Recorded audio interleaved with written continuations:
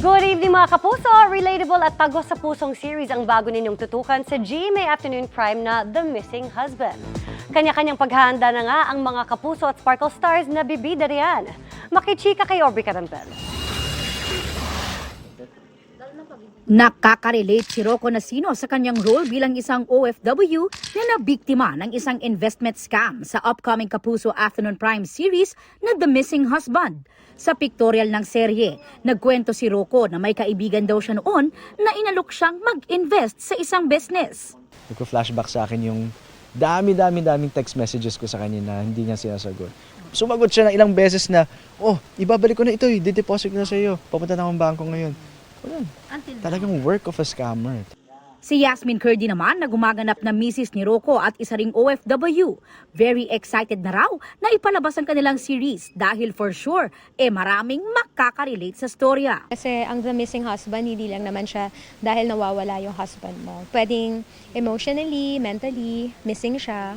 Lalo ngayon with the gadgets, di ba? Laging nakatutok. Hindi mo alam kung nakatutok rin ba sa'yo ang asawa mo, kung present ba siya or missing.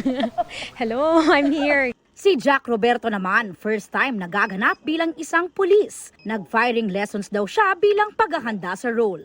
Ginawa ko siyang preparation kasi mahirap na mapulaan, di ba, na hindi tama yung hawak natin sa baril, ganun. Yung mga safety, so pinag-aralan natin. Makakasama rin nila si Sophie Albert na nagbabalik teleserye matapos magkaanak.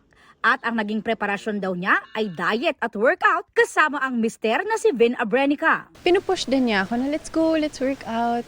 At this month, magkakaroon kami ng challenge na parang 75 days straight na kailangan mag-workout. Kahit may taping, mag-workout, ganon. Kapuso comeback din ito ni na Joros Gamboa at Nadine Samonte.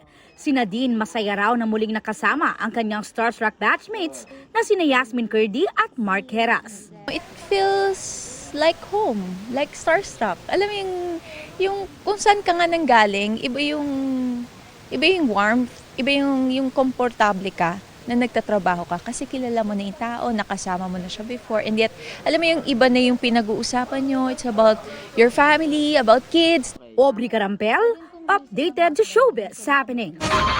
Good news mga kapuso! Maaari niyong mapanood ang 24 oras at iba pa naming mga newscast sa aming YouTube channel. I-click lang ang subscribe button na lalabas sa screen. Sa mga kapuso abroad, maaari niyo kaming masubaybayan sa GMA Pinoy TV at sa www.gmanews.tv.